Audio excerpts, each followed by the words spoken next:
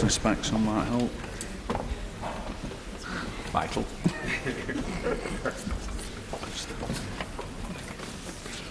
I would. Order, order. The sitting is resumed.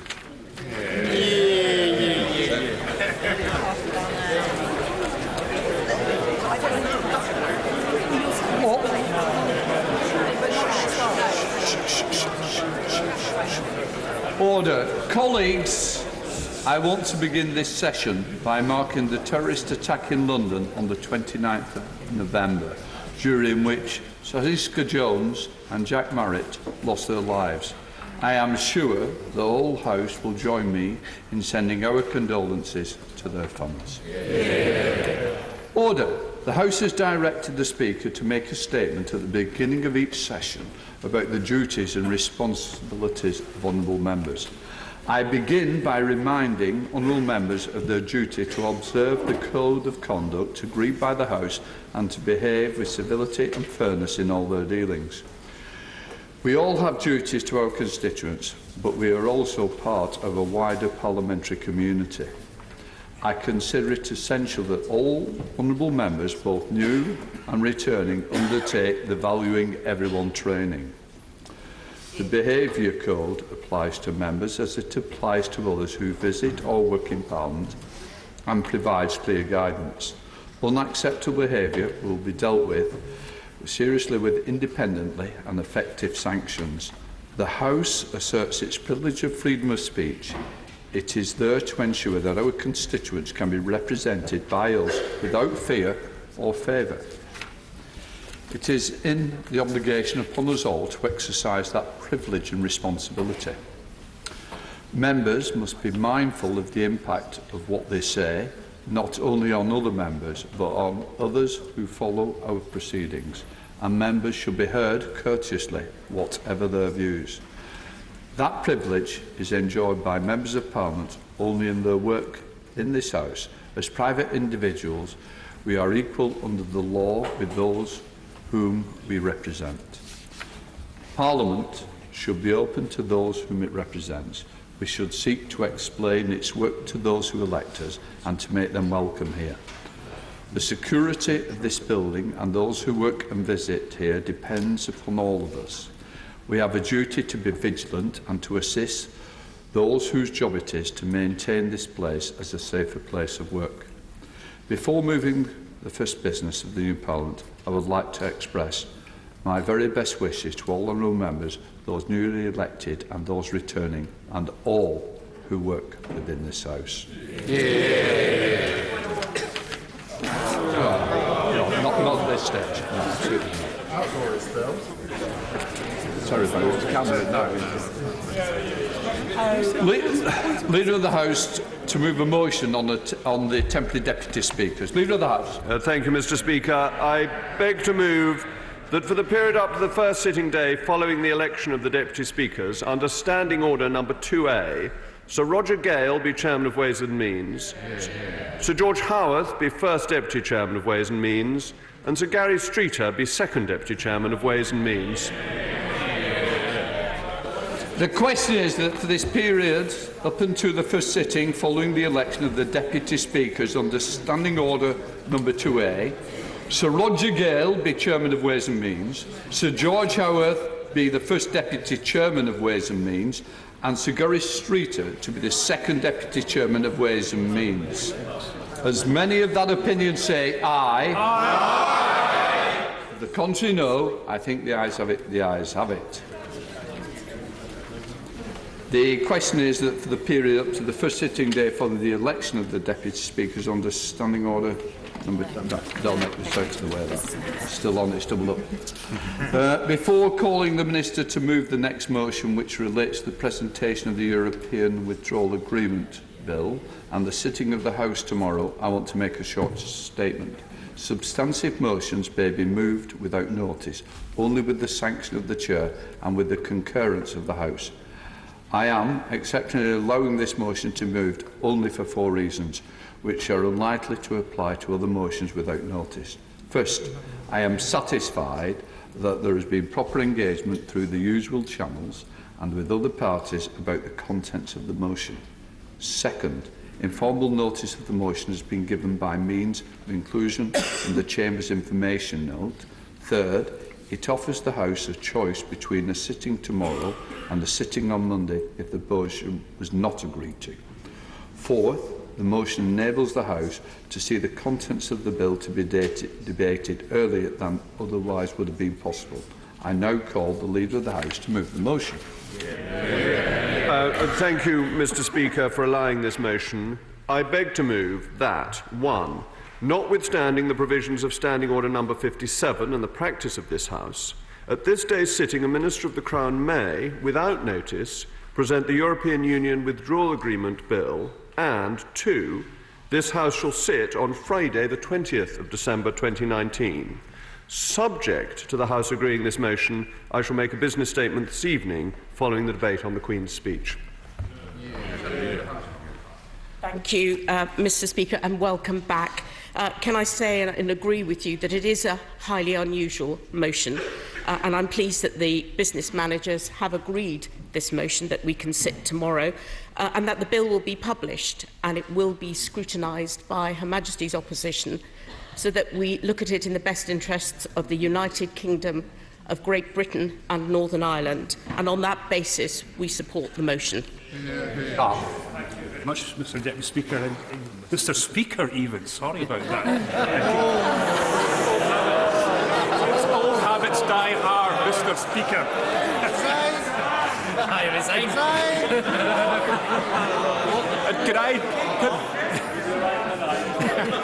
Can I also say this is a very unusual state of affairs, and you have been generous to the government in order for this debate to go ahead tomorrow. This is what it's all been about for the last 3 weeks, ensuring that they get their disastrous, dismal Brexit tomorrow. Scotland opposed it in 2016, it opposed it last week, and we will vote against it tomorrow.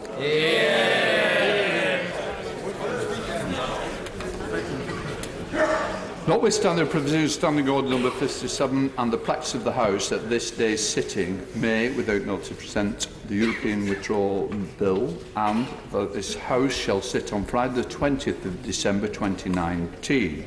As many of that opinion say aye. Aye. The contrary, no. I think the ayes have it. The ayes have it. And just to say for the record, I did negotiate to ensure that we weren't coming back after Friday. Right. I wanted the House to be in the right place, and I think that was part of my duty.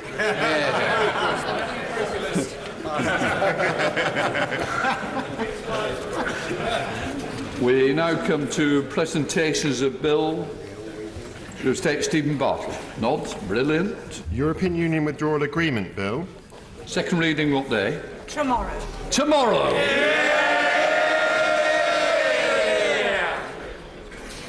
I have to acquaint the House that the House has this day attended Her Majesty in the House of Peers, and that Her Majesty was pleased to make the most gracious speech from the throne to both Houses of Parliament, of which I have obtained a copy for greater accuracy. I shall direct that the terms of the speech be printed in the votes and proceedings. Copies are available in the Post Office.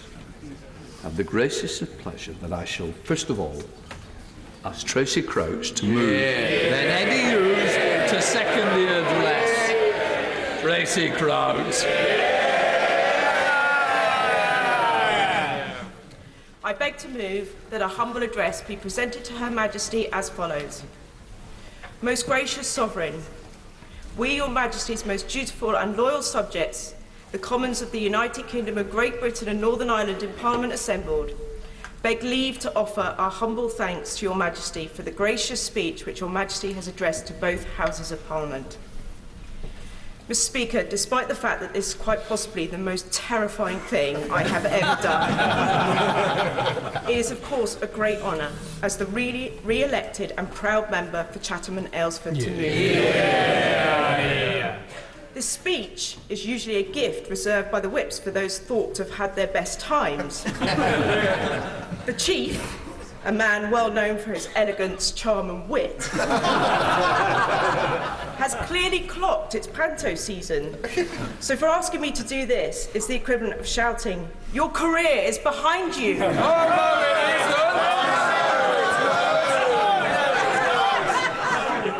Speaker, I think we can do a bit better than that. And frankly,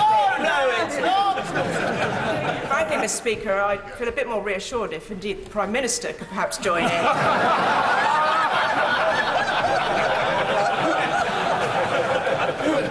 So, if I may, the Chief, a man well known for his elegance, charm, and wit, has clearly clocked it is panto season.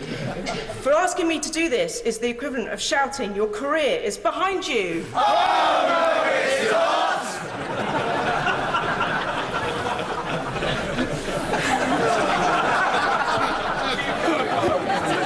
I say this. You shall go to the ball. Instead of Cinderella or Puss in Boots, let's us raise the literary tone and note that today is the anniversary of A Christmas Carol being published in 1843. Now, Charles Dickens was a son of Chatham, and so this old has-been speech clearly makes me feel like the ghost of Christmas past. The member for Walsall North will presently play the ghost of Christmas future. And the Prime Minister is oven ready for the role of Christmas present. Now,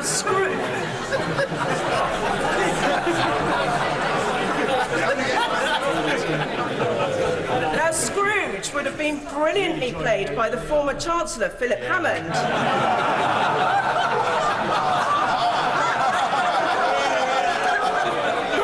But was sadly pipped to the part by the last Speaker of this House, who auditioned powerfully for the role for many a bleak year. Old Marley sits on the front bench opposite, chained and regretful. And that's just about Arsenal's recent performance. Smile, Jeremy, it won't kill you. But who, Mr. Speaker, who is our tiny Tim? So valiant and small, the object of universal pity. It could be none other than the Right Honourable Member for Westmoreland and Lonsdale, for whom we welcome back to the House and wonder if he'll have another go at his party's leadership. He's not here. Now, I had thought, Mr. Speaker, of continuing the Love Actually election theme by delivering a speech on bits of card with the parliamentary choir singing carols in the background. But one, we are not allowed to bring props into the chamber. Two, I think Hugh Grant has suffered enough.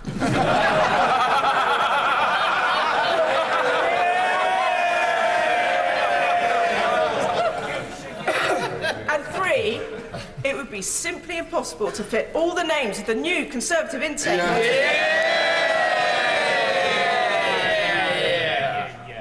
Now, I note that the last Kent MP to have proposed the Loyal Address was Bob Dunn, the long-serving member for Dartford, who started his speech by mentioning that he had been returned as a member in 4 successive general elections, and at each election the Conservative vote had been significantly higher than the time before. Well, thanks to this Prime Minister, I now know how he feels. This legislative programme outlines plans for a bill authorising the construction and operation of High Speed 2, but it was that Queen's speech of November 1994 that the legislation for High Speed 1 was tabled. Along with his constituency of Dartford, High Speed 1 travels through mine and many others in Kent. He spoke of its potential virtues, predicting the economic benefits associated with it, and he was right.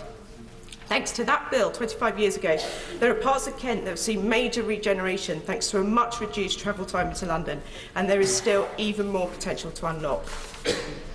Now, I'm privileged to be the member for Chatham and Aylesford, a diverse constituency with a strong naval history. A friend and mentor of mine, the member for North Thanet, mentioned to me earlier this week that he's now the only Kent MP to have been serving while the Chatham Dockyard was still operational. But then rumour has it he's also the only Kent MP to have been here when the last Thanet MP proposed the Queen's speech in 1937. Alas,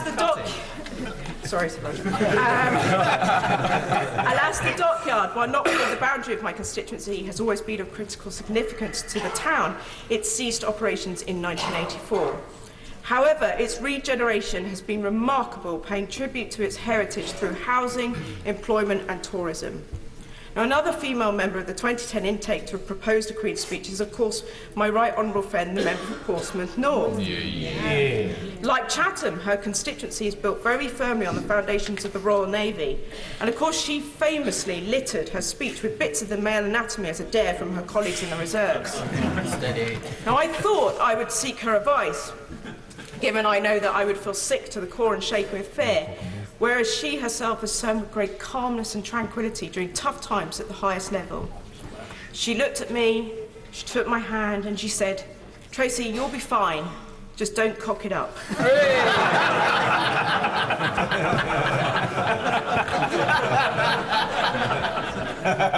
Now, I note that the last humble address to take place after a December election was proposed by Mr. Reginald Mitchell-Banks from Swindon. Hansard notes that he delivered his speech in court dress, a tradition I am grateful no longer exists. Same. Although if Hansard wishes to note that I'm wearing high street chic, they are of course welcome. Mr. Banks spoke of the importance of trading with our friends abroad and of course the bonds of commerce and enterprise between the United Kingdom and those countries both near and far have only strengthened since. The famous Watling Street, a trading route used by ancient Britons, Vikings, Saxons and Romans, runs through Chatham, and it was on that road that famous battles were fought against Roman invaders. But I'm delighted to say that things have changed, and it's on that road today, now known as the A2, along with the M20 running through Aylesford, that goods come and go from the port of Dover, which, as the Foreign Secretary now knows, is a rather important trading point.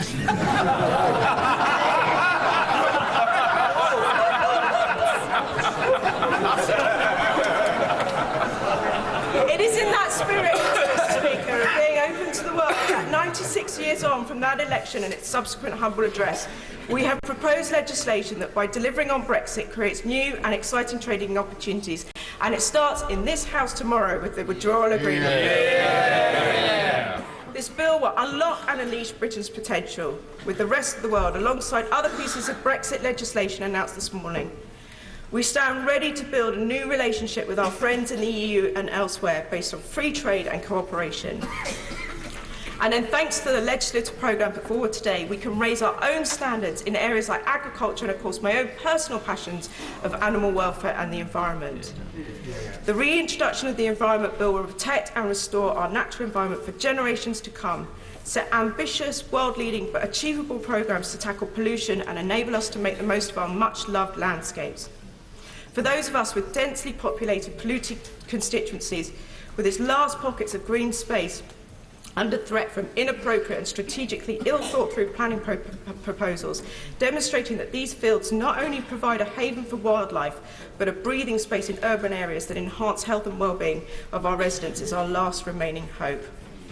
But as well as other extremely important pieces of legislation, I know from my campaigning throughout the election, my constituents will warmly welcome plans to enshrine in law increased funding into the NHS, greater access to GP appointments, fairer funding in education, more police officers and tougher sentencing for serious criminals. They will also be delighted to hear a further commitment to supporting those with poor mental health. Members of this House, including myself, have spoken powerfully and personally about their own brushes with various mental health conditions. It is right that we help remove the stigma around mental health by talking about it, but it is action, not words, that matter. And so it's paramount that we ensure that our constituents, whose voice may not be as loud as our own, receive the treatment that they need by guaranteeing that we treat mental health with the same urgency as physical health. I was proud that our manifesto included commitments to improve the overall well-being of the nation. And while they may not be in the legislative programme outlined today, measures such as investing in grassroots sport, enhancing physical education in schools and reform of the out-of-date gambling legislation, the Prime Minister should know that there is wide cross-party support for such improvements to begin their laborious Whitehall process, and I hope they will do so soon. Mr. Speaker, I made my maiden speech during a debate on poverty. Part of my constituency suffers enormously from deprivation, and I work alongside many organisations to support those who find themselves unable to cope. Charles Dickens chronicled vividly the poverty of Victoria Britain, inequalities which were alleviated in the ensuing 180 years by moderate, enlightened governments of all colours. Mercy and altruism must remain our mission in today's One Nation Conservative Party. I've worked with many MPs from other parties in this House on various issues. And of course, I welcome and congratulate my new colleagues on these benches, but there are friends opposite who I will miss enormously. And although we've not covered ourselves in glory for these past few years, new MPs will soon discover that this place is at its best when we work together and relationships and friendships will be formed over issues that need cross-party consensus if they are to progress. Chatham's hero, Dickens, may have been a great social reformer, but he also observed that there is nothing in this world so irresistible as laughter and good humour. Perhaps it would be no bad guide for us as we repair this House of Commons in the coming months. Let laughter and good humour replace recent rancour. Let friendships thrive through adversity. And let us respect our differences, but not let them divide us. And of course, let Tottenham finish above Arsenal in the league. That's a given. So as I finish my humble offering to Her Majesty, may I take this opportunity to wish colleagues and all the hard-working House staff a very Merry Christmas, a Happy Hanukkah and a peaceful holiday season, and in the words of Tiny Tim at the end of A Christmas Carol, God bless us everyone. I call the member for Walsall North, Eddie Hughes. Mr. Speaker, I hope you will forgive me if I look slightly bewildered being called to address a full House of Commons chamber. I've simply never had this experience previously. In fact, over the previous 2.5 years, I've got used to being called at the end of a debate to address a House of Commons chamber that's almost completely empty, and then being given 2 minutes to make a 10-minute speech. So, Mr. Speaker, if you like what you hear over the next few minutes, I would like to think you will call me early in debates, unlike your much-loved predecessor.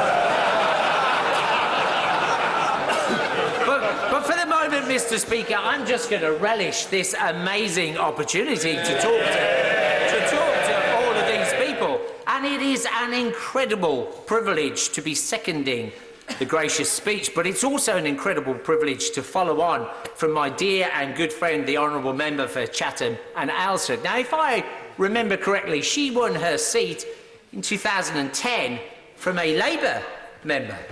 Now, if my maths is right, we've got 50 new Conservative MPs in this chamber that have won their seats from Labour members as well, and from right across the country, from Innismon to Ipswich, oh, you had to ruin the flow, didn't you? Come on, guys. You're meant to be nice.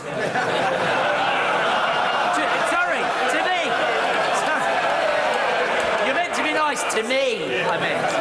Anyway, back to it. From Innismon to Ipswich, from Kensington to Blythe Valley. And I think anybody who's got a political bone in their body should just take a minute to remember how they felt when that Blythe Valley result came in. Now, Mr. Speaker, I won my own seat in 2017. But it was from a Labour member, but it was 1976 when the Conservatives last won that seat, and they only managed to win it at that time because John Stonehouse, the Labour MP, faked his own death. While on a business trip to Miami, he left a pile of clothes on the beach, pretending that he'd gone for a swim, never to be seen again, supposedly. Well, I tell you what, he was a damn fine swimmer. Because 5 weeks later, he turned up 10,000 miles away in Melbourne, Australia. Now, he was arrested and he tried to apply to a couple of countries for asylum, but that didn't happen, so he was deported back to the United Kingdom, and incredibly, while out on bail, he continued to serve as a Labour MP. Now, I'm not sure, but I don't think the Right Honourable Member for Witham, the Home Secretary, would allow such leniency these days.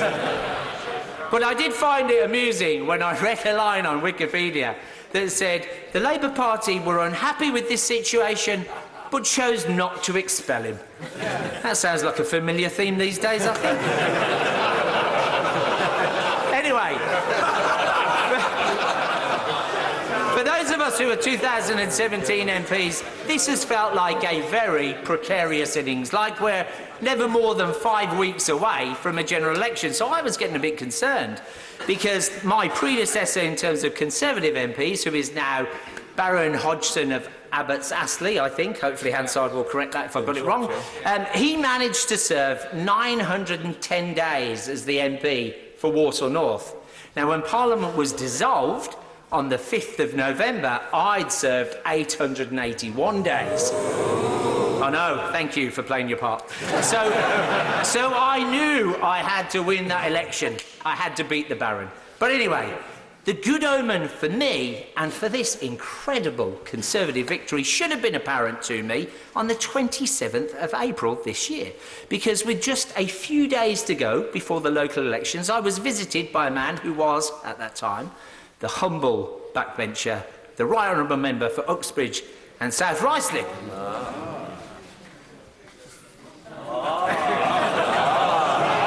He wasn't the Prime Minister then. Anyway,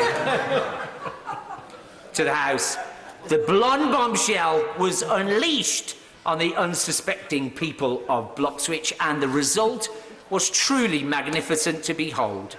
Everybody who asked for a selfie was greeted with a beaming smile and an occasional tussle of those famous blonde locks.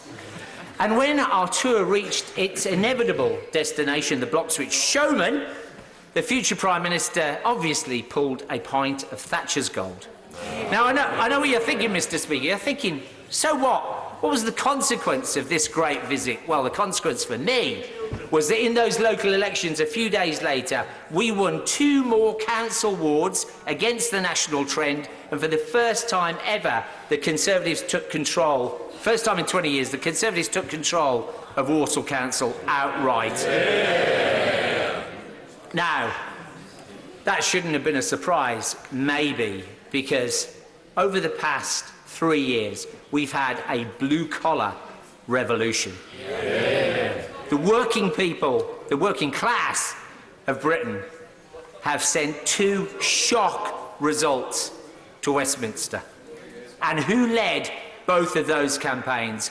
One man who completely understands that actually what the public want, what ordinary working people want, is a government that will stay out of their way, but will ensure they have safe streets, a good standard of education for their children, and a great national health service when they need it. We now have a government and a Prime Minister that understands that and will deliver. Yeah. People lent us their vote in this election. We cannot let them down. We must not let them down. We will not let them down. Yeah. But Mr. Speaker, I think you know the answer to this question. What is the first priority for this country?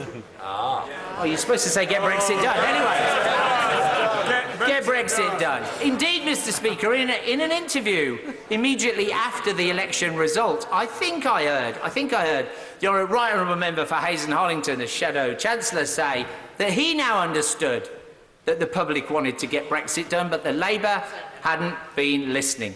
Now, in my constituency of Walsall North, 74% of people who voted in that referendum voted to leave.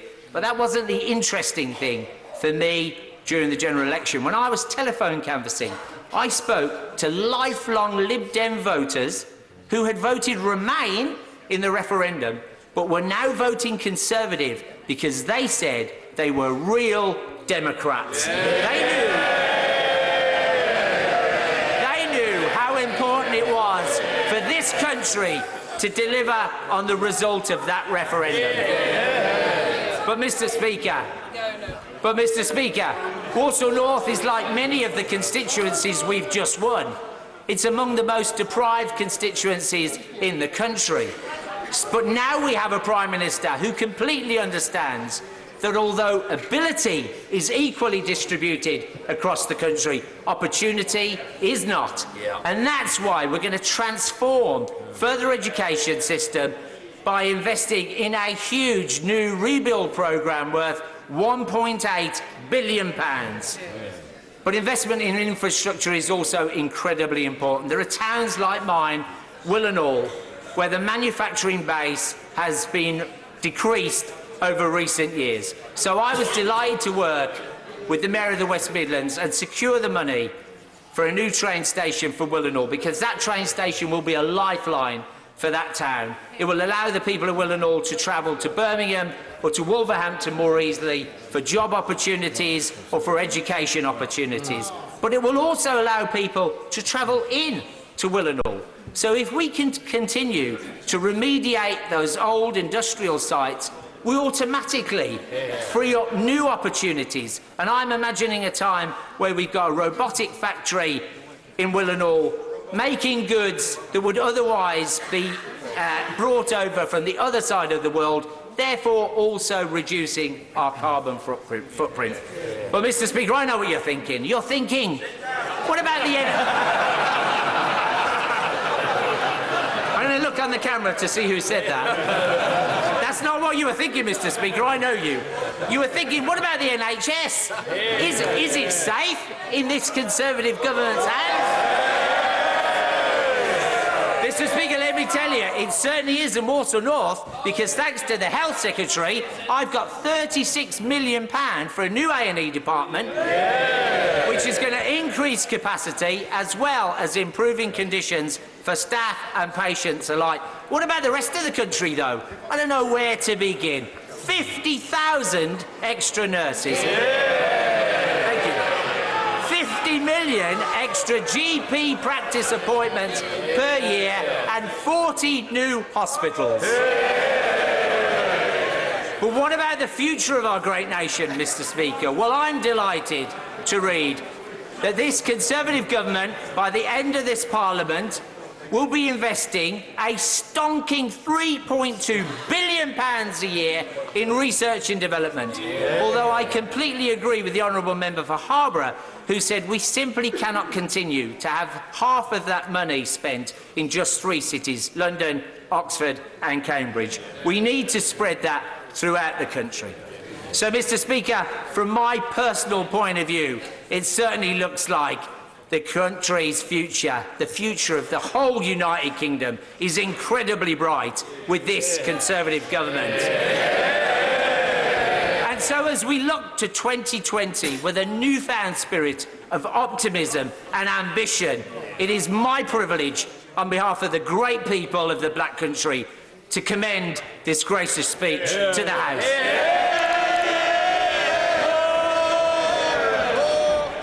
The question is that the humble address be presented to Her Majesty as follows. Most gracious Sovereign, we, Your Majesty's more dutiful and loyal subjects, the Commons of the United Kingdom of Great Britain and Northern Ireland, in Parliament assembled, beg leave to offer our humble thanks to Your Majesty for the gracious speech which Your Majesty has addressed to both Houses of Parliament.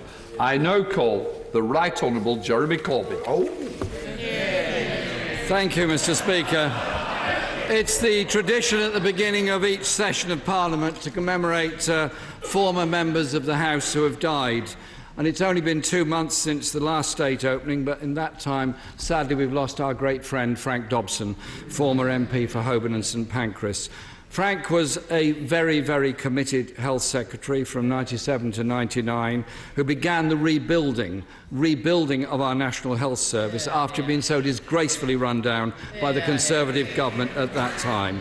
He was always an incredibly friendly face, always full of anecdotes and jokes that I can't repeat here, and he'll be greatly missed by all of us on this side of the House, and I suspect many others who knew him as a thoroughly decent Member of Parliament who was very committed to his constituents and to the cause of good housing across the country. We've also lost David Lambie at the magnificent age of 94. David was the Labour MP from 1970 to 1992, and I knew him very well as a very committed peace campaigner. On Tuesday, Mr. Speaker, the Prime Minister and I both remembered Saskia Jones and Jack Merritt, the wonderful young friends who died in the appalling terror attack in the Fishmongers' Hall. And it's right that, again, we pay tribute to them today for the way in which they lost their lives and the message they left behind. I'd like to take this opportunity to welcome all new members to the House, on both sides of the House, because being a Member of Parliament is a massive achievement, it's a massive honour, and I would have thought in witnessing our opening proceedings today, many must think, what on earth have I taken on? Is the pantomime season has come very early this year. But I think that, yeah, look behind you.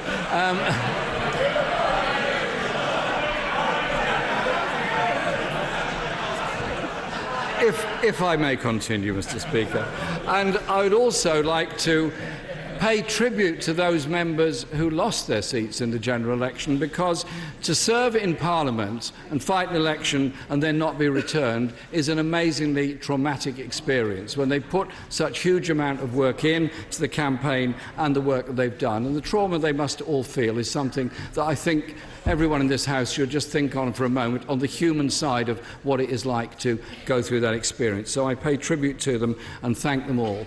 I won't mention all the names, but one I want to particularly draw, well, if I could just commemorate and thank the amazing work and presence that Dennis Skinner has been in this Parliament through all the years that he was an MP.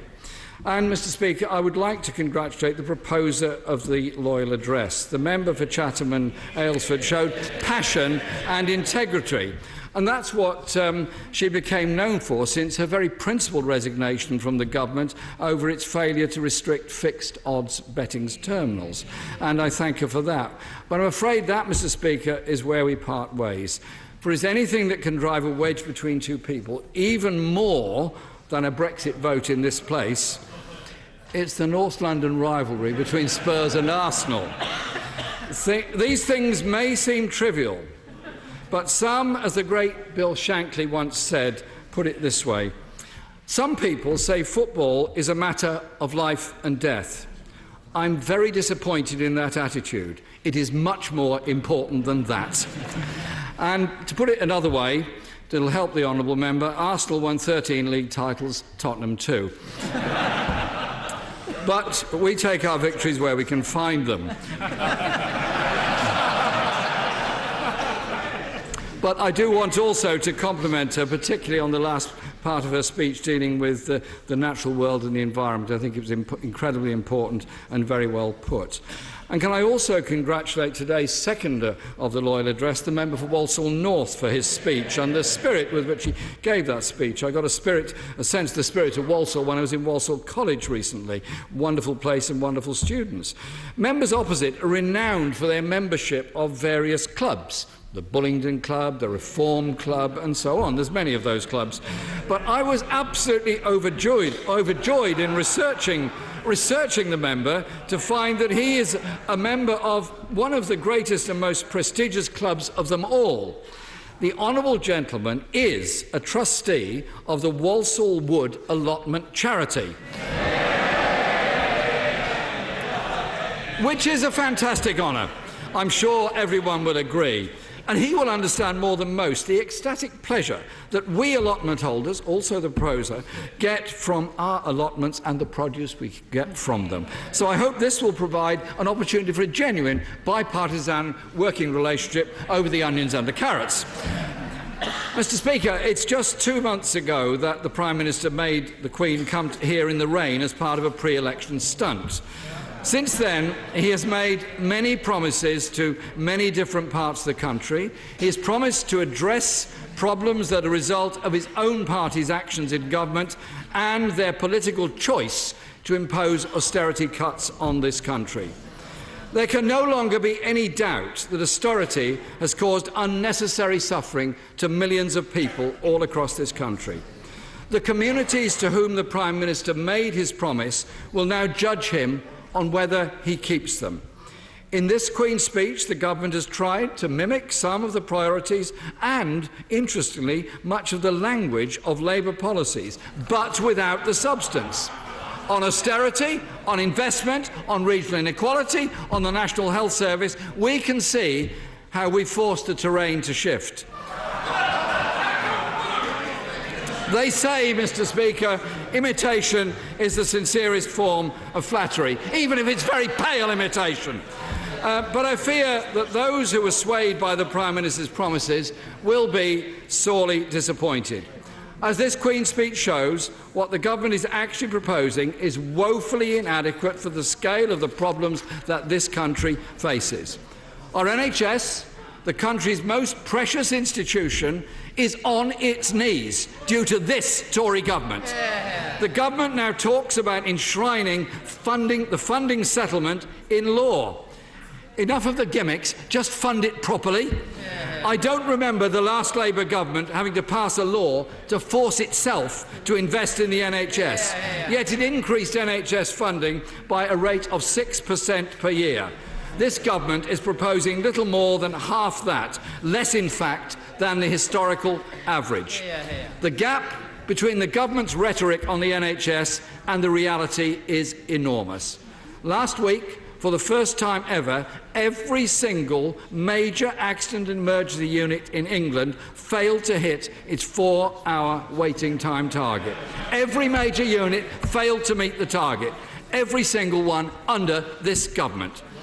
The number of people in England waiting for operations is the highest since records began, 4.4 million.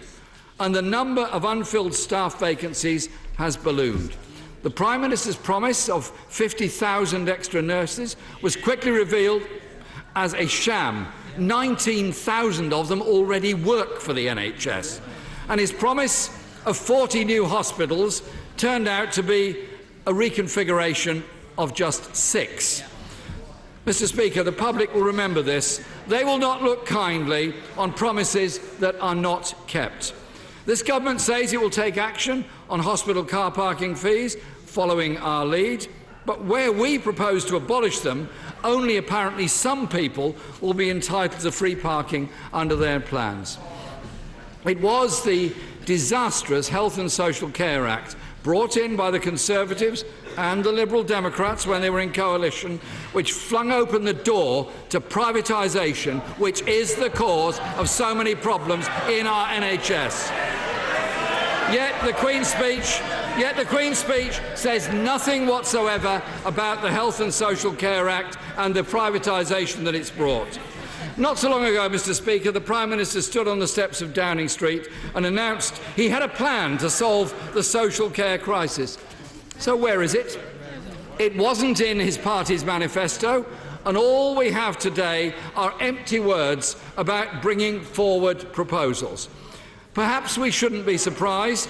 All we had in the last Queen's speech were empty words about bringing forward proposals. And in the Queen's speech before that, what do we get from the Conservatives? Empty words about bringing forward proposals. At least they've got continuity on this.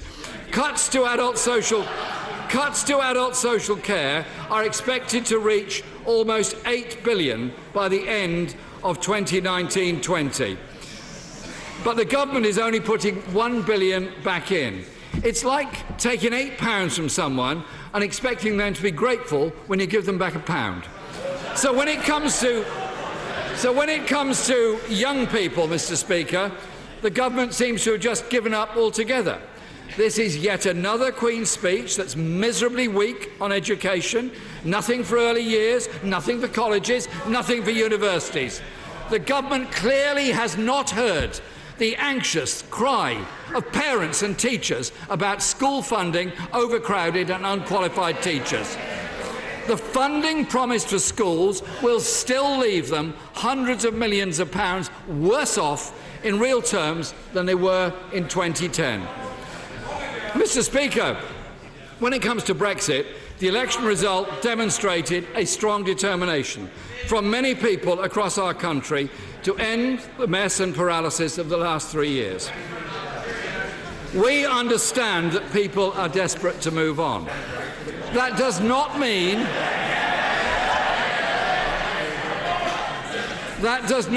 we will just accept the Prime Minister's reckless approach on how it's done.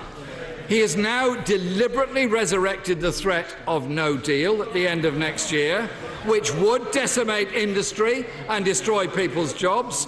That threat is now written into the withdrawal agreement bill. The Prime Minister has shown time and time again his priority is a toxic deal with Donald Trump that will sell out our NHS, risk the safety of our food are environmental protections and workplace rights. We do not want our NHS given over to US corporations. And we don't want expensive medicines with extended patents. And we don't want food like chlorinated chicken on our dinner tables either. We know that the Prime Minister's deal won't put Brexit to bed. It will just be the beginning of years of more drawn-out negotiations. Mr. Speaker, it's been reported that the government wants to scrap the Department for International Development, a proud achievement of Labour in government. Will the Prime Minister confirm that this government will not close DFID? And will he ensure that 0.7% of the UK spending continues to be used to help end global poverty and destitution? I note the commitment to develop a sanctions regime to directly address human rights abuses. That sounds like good news for Saudi Arabia. Should the Saudi regime be worried, or will the government continue to ignore their human rights abuses and their war crimes in the Yemen that have resulted in famine and humanitarian disaster? According to the UNHCR, the Refugee Commission, there are almost 71 million forcibly displaced people around the world. Where is the government's commitment to do anything for those desperate people fleeing war, violence and famine? Around the world, Mr. Speaker, Britain should stand up for human rights and democratic rights, including the right of workers facing exploitation and abuse. So it's very worrying that here at home, the Conservative government is planning an assault on workers' rights to withdraw their labour, beginning with the transport workers. No worker, Mr. Speaker, goes on strike lightly, but we will oppose any attempt to curtail that right. We've already seen some of the most draconian anti-worker laws, and now the government seeks to take us even further back in time, again in breach of the conventions of the International Labour Organization. In a country where pay is too low, work too insecure and bad employers too common, attacking the rights of the working people to stand up for themselves is a completely wrong-headed approach. And on the subject of transport, with planned transport investment in the north, less than half that in London, what assurances can the Prime Minister give that the commitments on investment in the Queen's speech are not just another failed gimmick like the Northern Powerhouse was? We should take it, Mr. Speaker, as a form of flattery that on investment the words of the Queen's speech echo what Labour has long argued, that investment is desperately needed in every part of our country. But the scale of investment planned by the government falls woefully short of what is required. Speaking of falling woefully short, this Queen's speech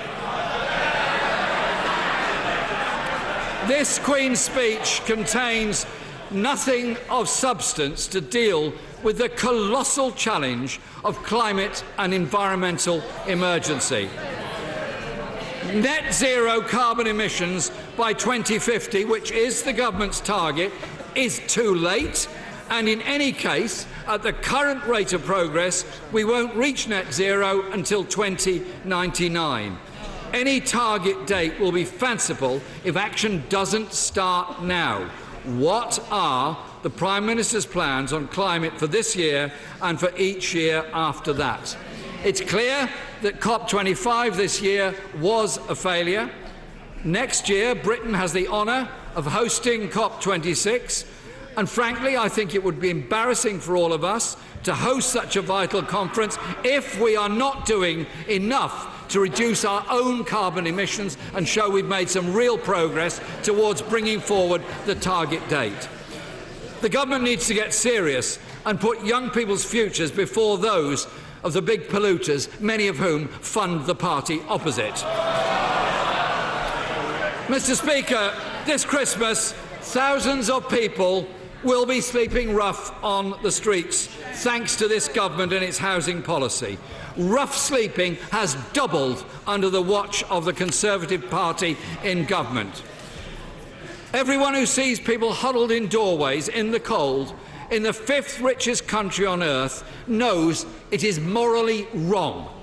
Shelter says that 280,000 people will be homeless on Christmas Day in England alone, either rough sleeping or living in temporary housing or hostels.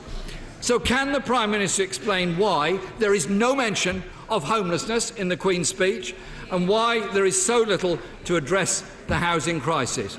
Could it be because he doesn't want to upset the billionaire landlords who back his party? The Prime Minister has used Labour's idea of offering discounted homes to first-time buyers. It's OK, it's more flattery, but let's see the substance of it. What reassurance can he provide that this won't go the same way as the failed Starter Homes programme? Remember when we were promised 200,000 starter homes in 2015, but as yet we've seen absolutely zero.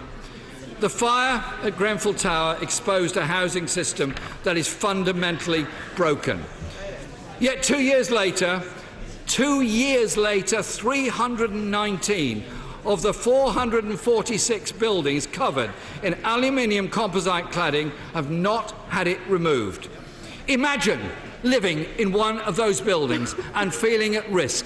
Probably not something many members of this House go through, but an experience that thousands of people go through every day, living with the fear of a burning inferno in which is their home. So will the Prime Minister now set a hard deadline for all landlords to replace dangerous cladding? And will he fund the installation of sprinklers in high-rise social housing blocks and reverse budget cuts to the fire service? Mr. Speaker, we will look at the findings of the Government's Royal Commission on the criminal justice process. But I simply say this: any changes in sentencing must be done in consultation with anti-terror experts and not as a knee-jerk reaction to make political capital. Mr. Speaker, this Queen's speech is notable for what's not in it. Does nothing for students who are being lumbered with huge debts, does nothing for older people unable to pay their heating bills this winter, does nothing to address the levels of poverty in our country. And this year, the United Nations, yes, the United Nations itself, had to take our government to task over the shocking fact that 14 million people are living in poverty in this, the 5th richest country in the world. Shouldn't that be a source of shame to this government? Shouldn't their Queen's speech contain something to address this? Why is there not even a mention of universal credit, the cruel policy that has ruined so many lives? Why is there no commitment to immediately raise the minimum wage to £10 an hour so that people can no longer have to work their fingers to the bone and still remain in poverty? These things aren't in the Queen's speech because this government, that Conservative Party, does not stand for the people at the receiving end of their policies. Despite all their promises, that is exactly what this Queen's speech shows. Mr. Speaker, the central aim of my party, the Labour Party, is to stand up for working people, for every part of this country, for the many, not the few, to deliver social justice, prosperity and a society that works for all. As this government ploughs ahead with its programme of gimmicks and false promises, we will be holding them to account every step of the way and campaigning inside and outside Parliament and across this country for the real change that this government sadly will not deliver, but that our country so desperately needs.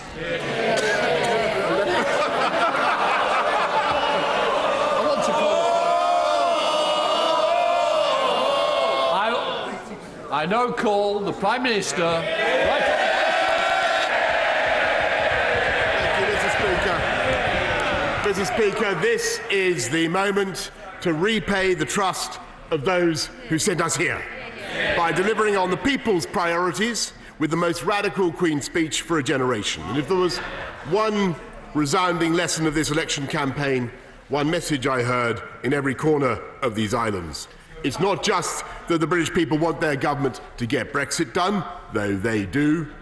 They want to move politics on and move the country on. Building hospitals, renewing our schools, modernising our infrastructure, making our streets safer, our environment cleaner, our union stronger. And this Queen's speech of this people's government sets in motion a vast interlocking programme to unite and level up across the whole United Kingdom and unleash the potential of all our people.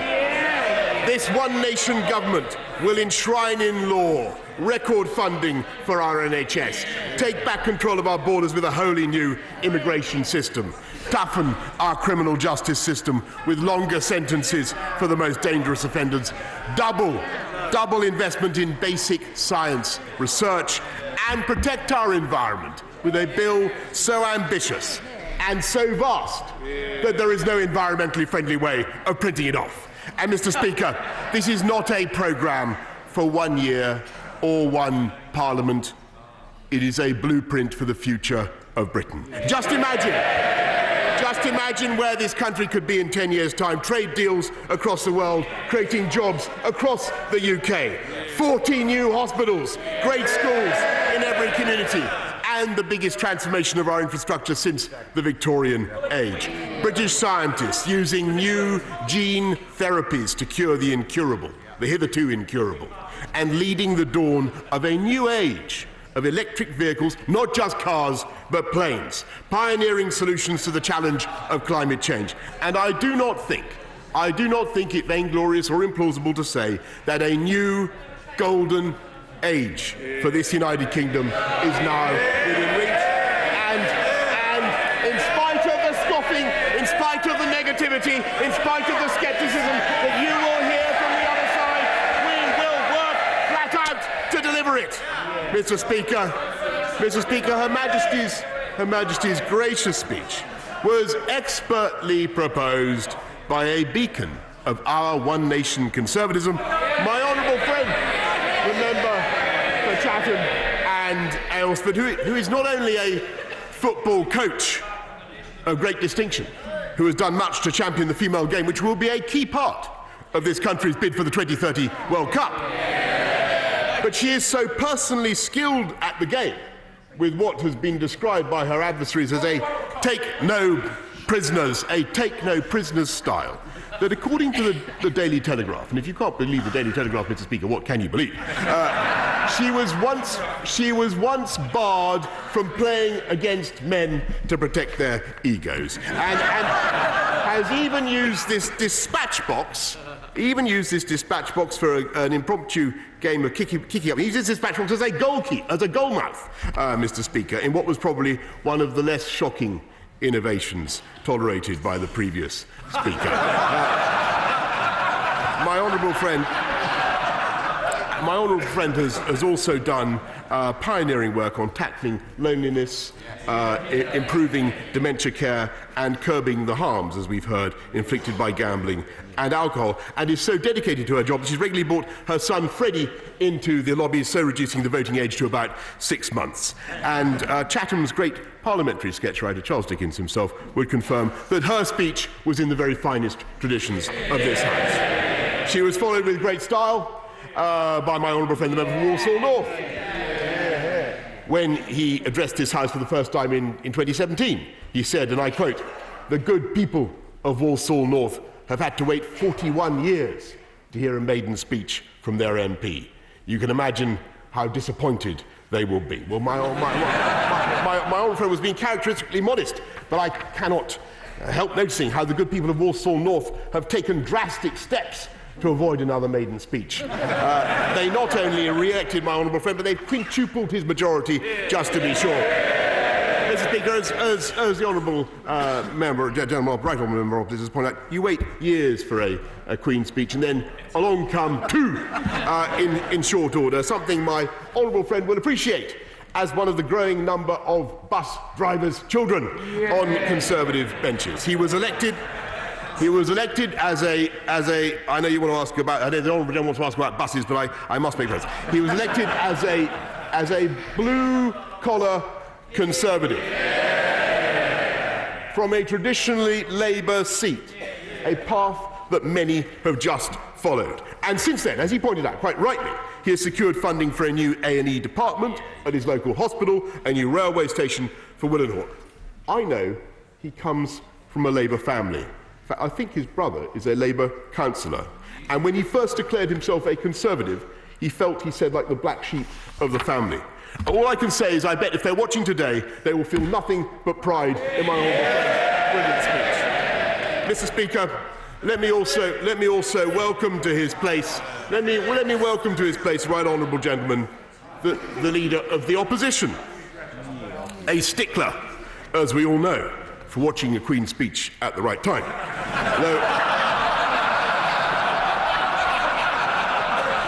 Though I don't know what he has against coronation chicken, Mr. Speaker. As our exchanges across these dispatch boxes come towards a close, alas, let me say that our personal relations have always been excellent, and as for all our disagreements, I have never doubted that the right honourable gentleman's beliefs are deeply held, and his sincerity is to be admired. Certain members of his shadow cabinet, on the other hand, are absolutely clear where the responsibility of the election result lies. The voters of the country have let their side down, let his side down. They have forfeited the confidence of the opposition, and the time has come for Labour to take the only possible step: dissolve the electorate and replace it with a new one. At least I think that's what the lady for Islington and Finsbury said. For my own part, Mr. Speaker, I feel a colossal sense of obligation to the electorate that I and we are humbled to serve, and to those people who lent us their votes, however hesitantly. This government will now engage flat out on a programme of change for the better. Tomorrow is the day when we finally peel back the plastic wrapping about which you have heard so much, Mr. Speaker, and present our oven-ready deal, and it will go into the microwave as the withdrawal agreement. It works in both devices, this deal.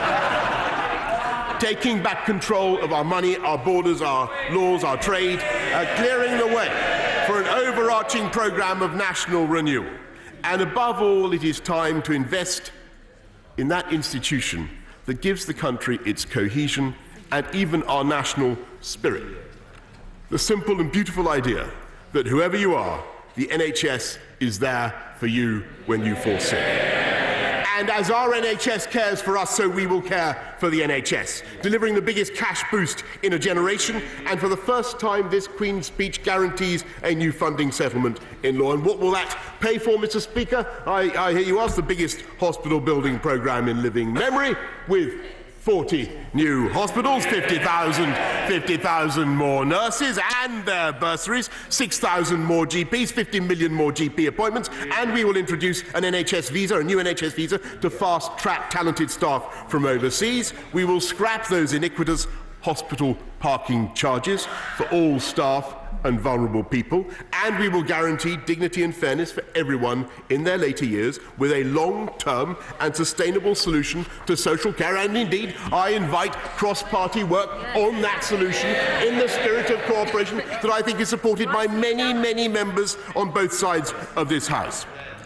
And, Mr. Speaker, while many of these measures were indeed foreshadowed in the last Queen's speech, fortified by our new mandate, we will go even further.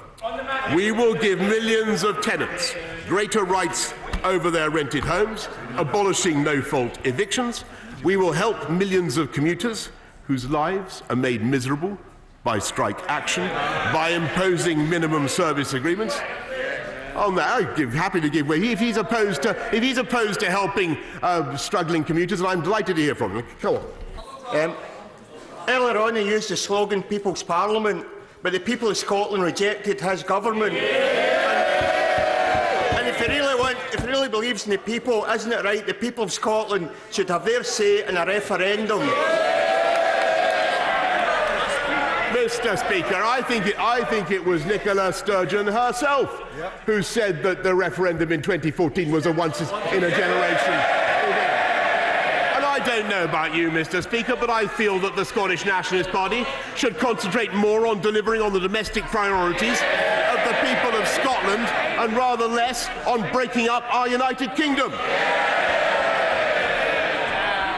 We will abolish. I believe, Mr. Speaker, that if I gave way to the honourable gentleman, I'd be forced to repeat the point I've just made. We will abolish the threat of no-fault evictions, and we will take forward our plans to rejuvenate and, in some cases, and in many cases, Mr. Speaker, to revolutionise the infrastructure of Britain, including Northern Powerhouse Rail. We will remedy the scandal that Leeds is the largest city in Western Europe without a light rail or a metro. We are dramatically improving local bus services, levelling up across the country to the standards set in London, at least as they were set under a previous mayor. And we are investing nearly £30 billion in our road network, including upgrading the A66 to the first continuous dual carriageway across the Pennines since the 1970s. And above all, this one nation government will strengthen our United Kingdom of England, Scotland, Wales and Northern Ireland, the most successful union in history, and a sacred inheritance that this Parliament will never allow anyone to rip up or rend asunder. And we will stand by one of the greatest international symbols of British courage and daring, our armed forces. The men and women who sacrifice so much to safeguard our way of life.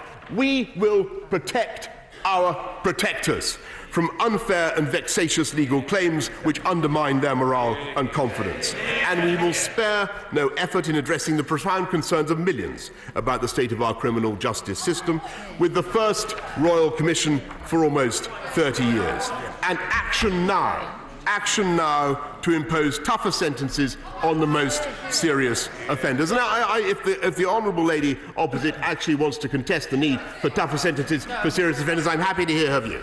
I'm very grateful to the Prime Minister for giving way. I'd like to ask him, in the Queen's speech there was mention of a sentencing bill. Will this include provision for increasing the sentence for death by dangerous driving from 14 years to life imprisonment? And if it won't, is the government open to accepting an amendment?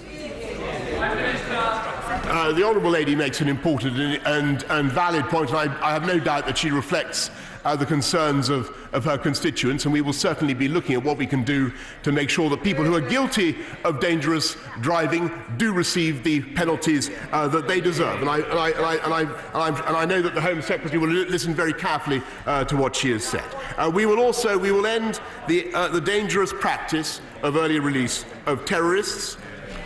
But our reforms will only stand the test of time if our system of government here at Westminster meets the challenge of a new era.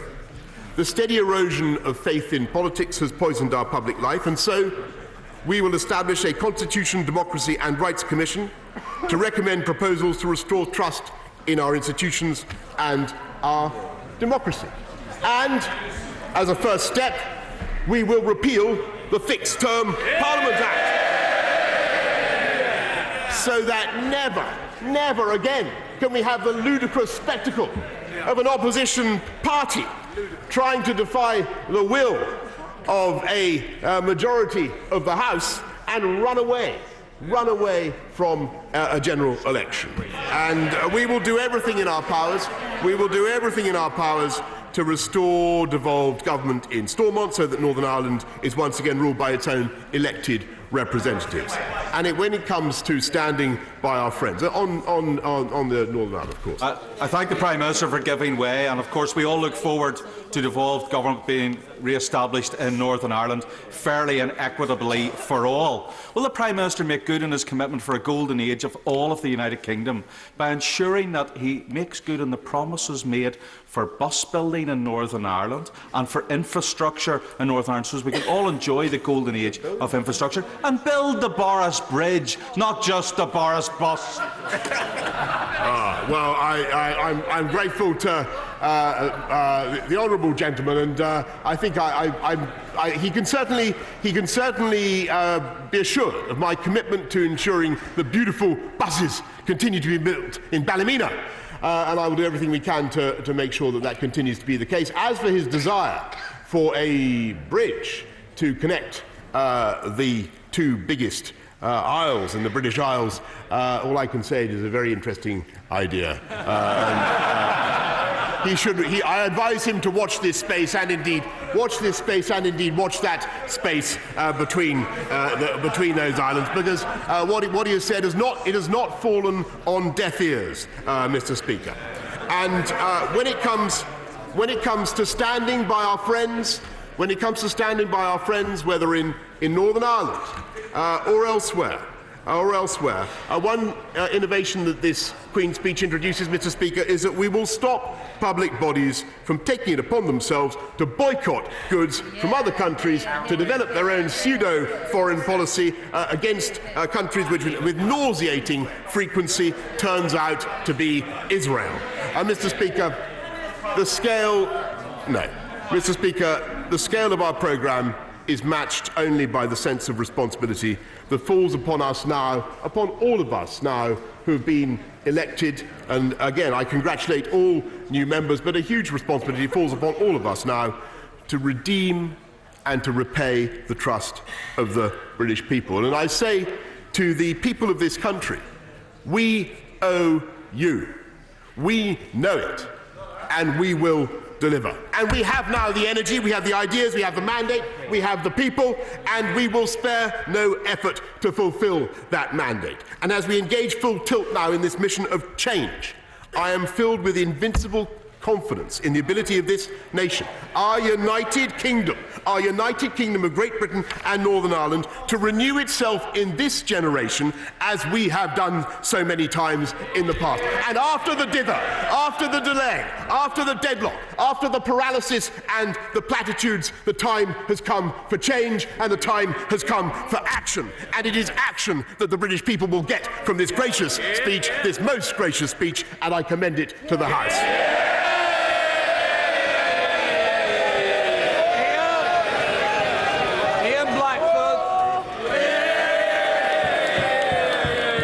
Thank you, Mr. Speaker, and I hope before... Message to Scotland, One nation Tories.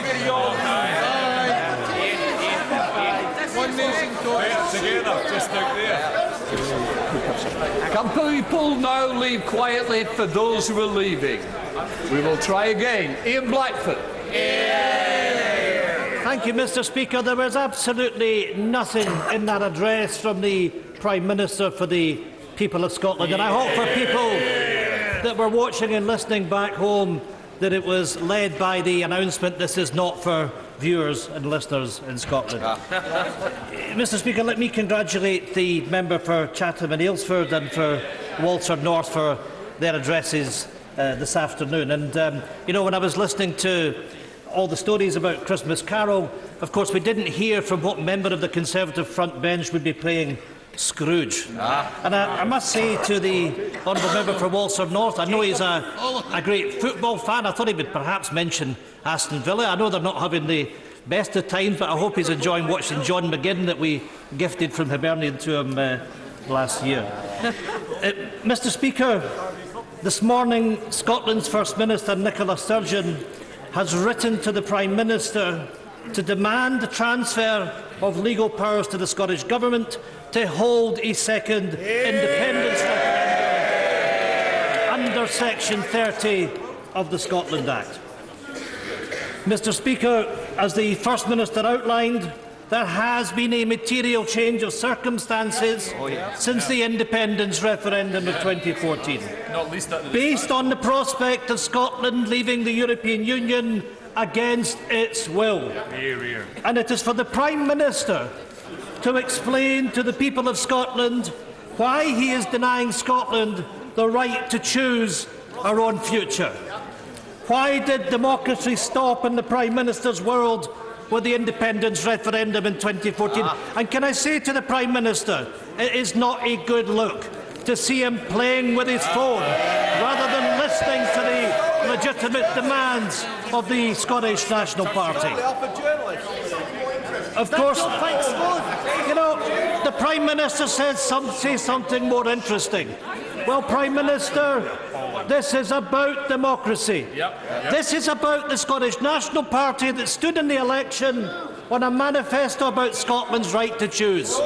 And it was about the Conservatives that said no to Indy Rev 2. And, Mr. Speaker, what happened?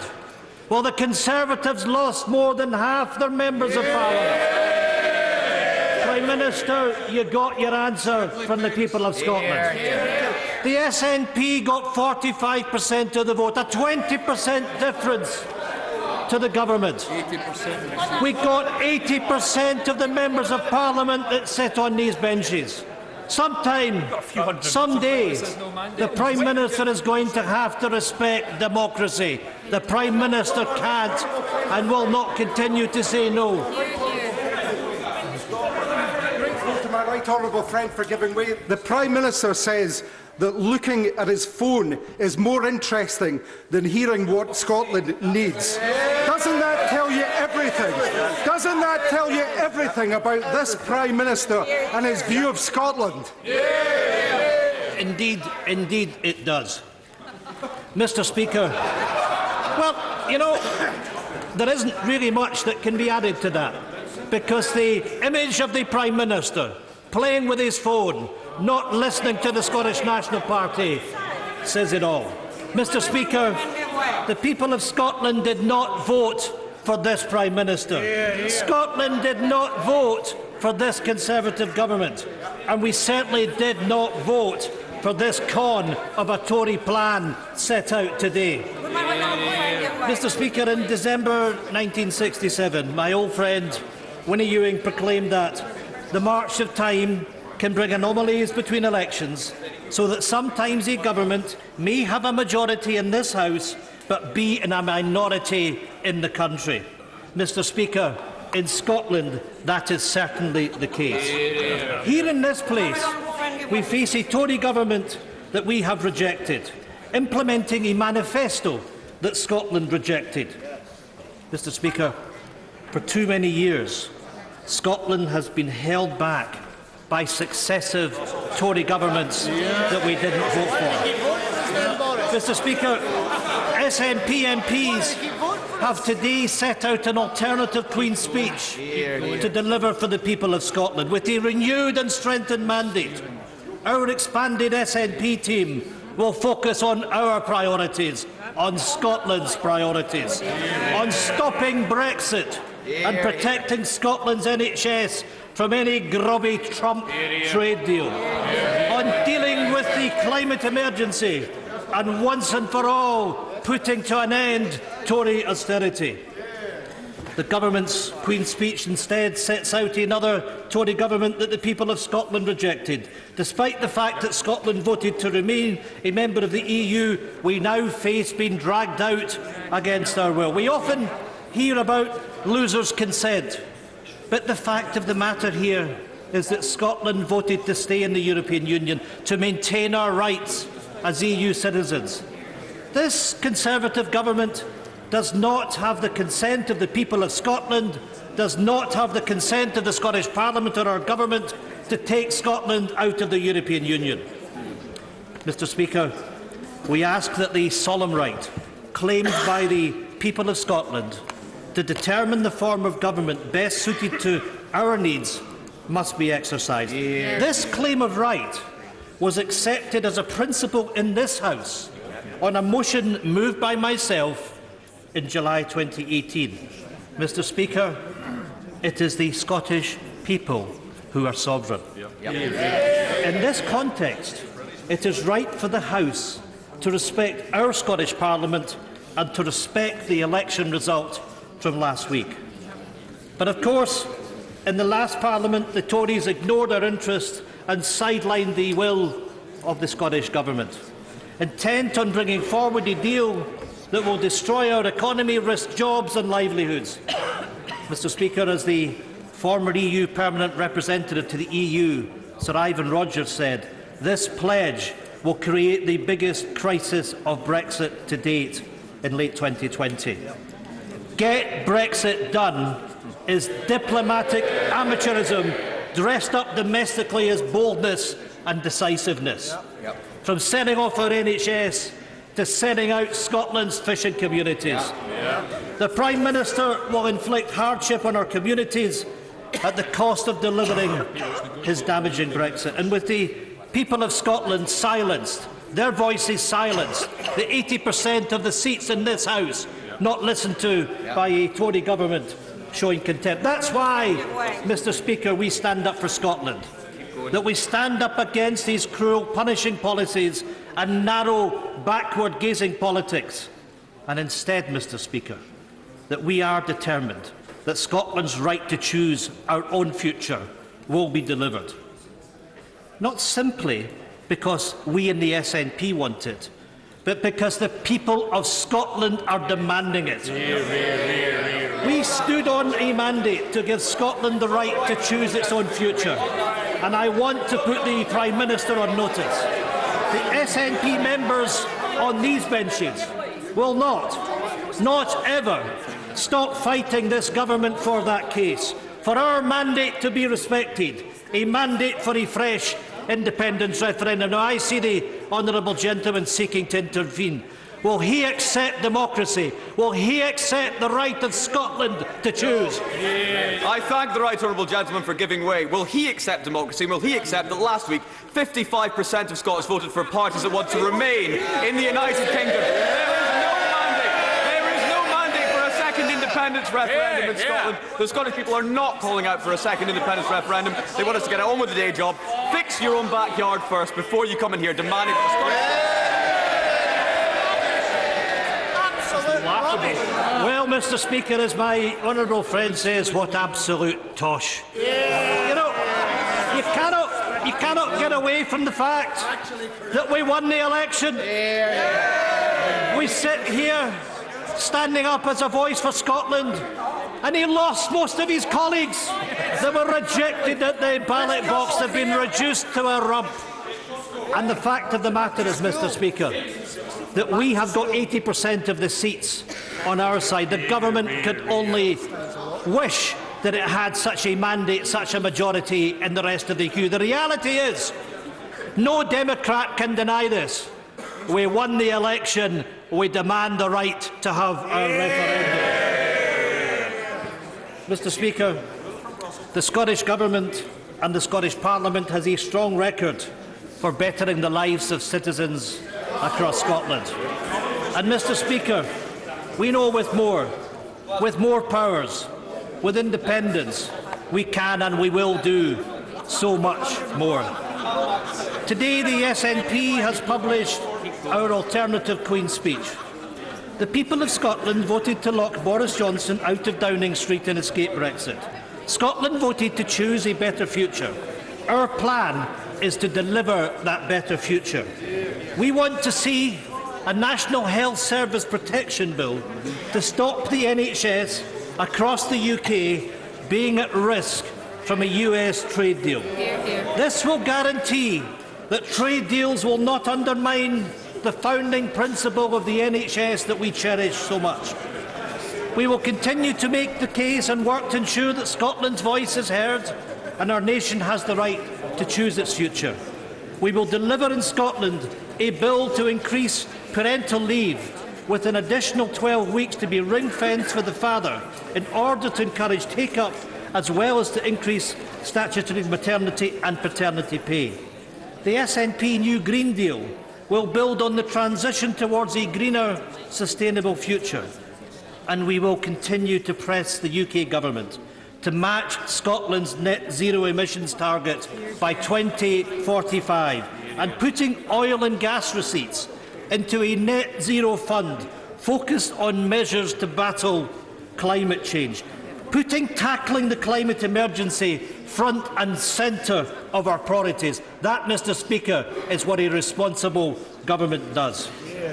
And of course, unlike the Conservatives, our ambition is to end poverty, not increase it by a failure to act, a failure to show leadership. Poverty is not inevitable, and to fight it, we will work to end the disgraceful two-child cap on tax credits and associated rate clause. We call on the United Kingdom Government immediately to end the benefits freeze and to halt the rollout of universal credit. And, Mr Speaker, we will use every device open to us in this place to make the case that we cannot allow our citizens to be dragged into debt, hardship and despair by this nasty, careless Tory government. We want to bring forward an equal living wage bill, meaning that living wage increases to at least the level of the real living wage and an end to age discrimination. Scottish National Party MPs reject the wholly immoral replacement of nuclear weapons at a cost of over 200 billion. And we call on other parties to follow us, to say no to Trident, to remove these weapons of mass destruction from the Clyde. And, Mr Speaker, we want to help our pensioners by ensuring the BBC licence fee remains free for those aged over 75. And just like we have done in previous parliaments, we will not abandon those women born in the 1950s by exposing and demanding that this government delivers justice for the 3.8 million women born in the 1950s, denied their pension by this Conservative UK government.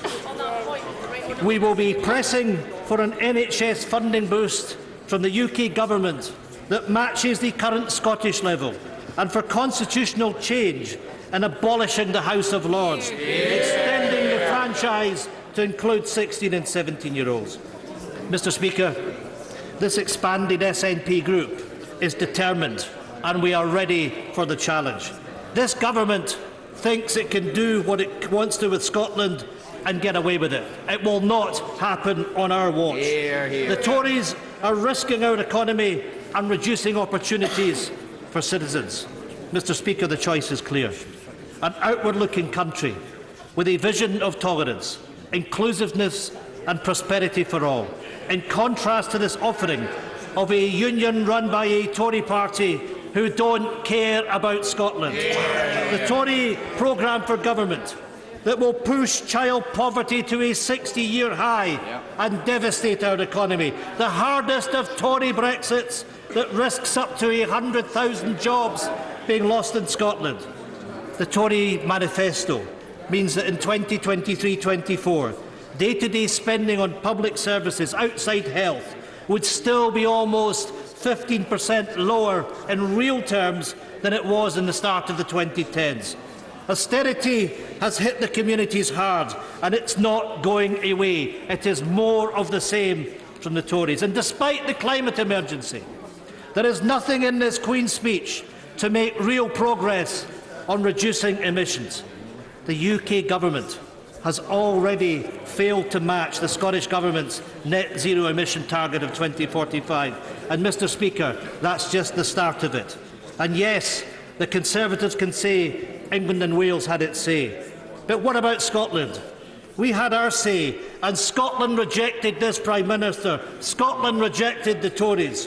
For those of us who represent the people and the will of Scotland, we will use every avenue open to protecting our people against this government and its shoddy plan for government. Mr Speaker, before I close, I want to appeal to members across the House. In the last Parliament, members conducted themselves in less than acceptable ways on occasions, and people across these islands have recognised it, and they are fed up with it. So let us start this Parliament with respect and let the strength of our arguments win the case rather than dragging this place into the gutter. Finally, Mr Speaker, in setting out the SNP's clear opposition to the government's Queen's speech and offering our alternative, I have set out to the people of Scotland a tale of two governments, of two parties, of two futures. I started with the words of Winnie Ewing, and I want to begin closing with the words of another parliamentarian. Let me remind the House of the words of Charles Stewart Parnell. No man has the right to fix the boundary to a march of a nation. No man has the right to say to his country, thus far shalt thou go and no further.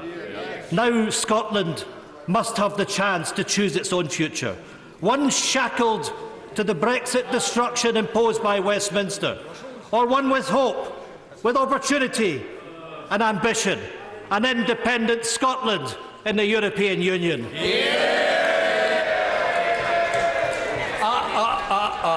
former Prime Minister Theresa May. Thank you, Mr. Speaker, and may I first of all take this opportunity of congratulating you on your election as Speaker. I know that you will reside in that chair and uphold the best traditions of the Speaker of the House of Commons. But I also want to thank you for the work that you have done, and I know you will continue to do, in showing a concern for the health and well-being, including the mental health, of members of this House and staff across Parliament. Thank you for all that you have done. Mr. Speaker, I've been in this House for over 22 years, and this is the largest number of Conservative members of Parliament I have seen in this House. And I would like to congratulate my right honourable friend for leading our party to an overwhelming victory. One thing now is certain. The lobby is going to be rather crowded. But may I just personally say it's going to be a rather welcome change to see all Conservative MPs going through the same lobby.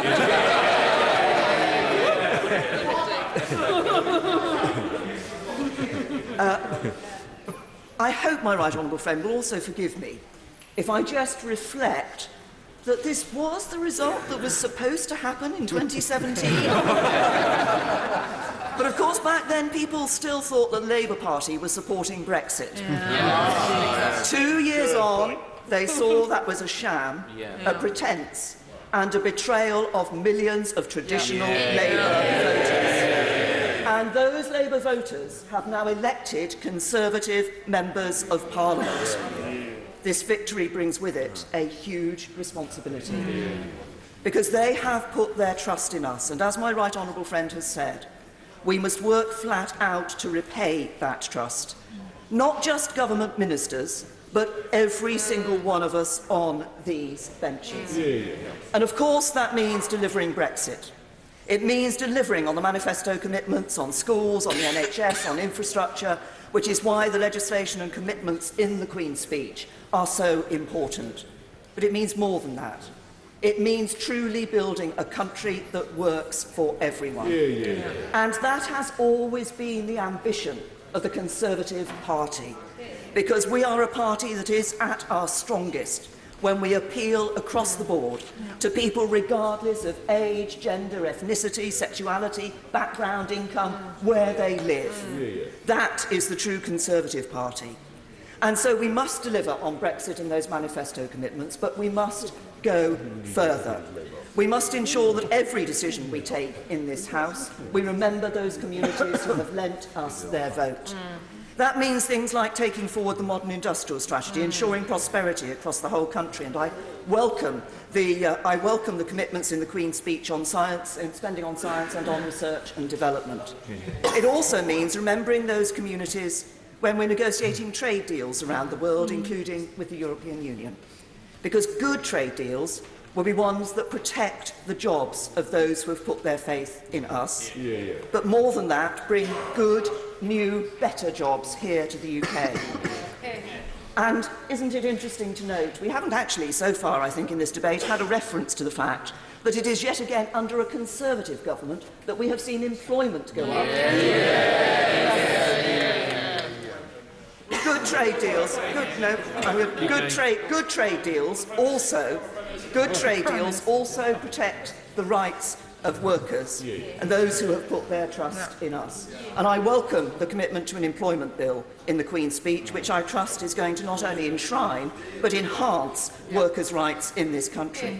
And good trade deals also ensure that we maintain the high standards we have in this country in areas like the environment. And the Environment Bill is going to be a very important piece of legislation as it's set out in this Queen's speech. So we do need to deliver on all of these issues for people, and particularly for the communities who've lent us their vote, because these are the communities who felt most left behind by globalisation. These are the communities who all too often have borne the brunt when rights and standards are not protected. So we have got a very real job to do in terms of delivering for those people who have put their trust in us. And of course, we need, as we do this, as we deliver Brexit and look ahead to the end of next year, we have to deliver that trade deal with the European Union by the end of December 2020. There are those who say it cannot be done. I do not believe that. I have every confidence that it can be done. But we must do more than that, because by the end of December 2020, we have to have agreed and ratified, such that it will come into operation on the 1st of January 2021, a new treaty on security with the European Union. Again, I have every confidence it can be done, because a significant amount of work has already been put into these issues, and the elements of that are there, agreed with the EU in the political declaration. So there's work to be done, but it can be done, and it must be done to that timetable. Another issue, of course, which people across the UK will look to us to deliver on, are the social injustices that still persist. I welcome very much in the Queen's speech the reference to the domestic abuse bill. And I'm grateful to the Prime Minister for the speed with which he responded to me when I pressed him on this matter earlier this week. Instantly, indeed it was. That bill, which has cross-party support, is genuinely going to improve the lives of victims and survivors of domestic abuse. I also welcome the reference to reform of the Mental Health Act, although, yet again, I'm bound to say that I would have preferred a more full-blooded commitment to a new Mental Health Act. The review of the current Mental Health Act that we had raised so many issues about how we deal with and how we treat people with mental health problems. It's not just about resources. It's about the attitude and way in which people are treated. And if we put those changes into place in a new Mental Health Act, we will genuinely be bringing significant improvements to people in this country with mental health problems. But there are other social injustices we need to look at too.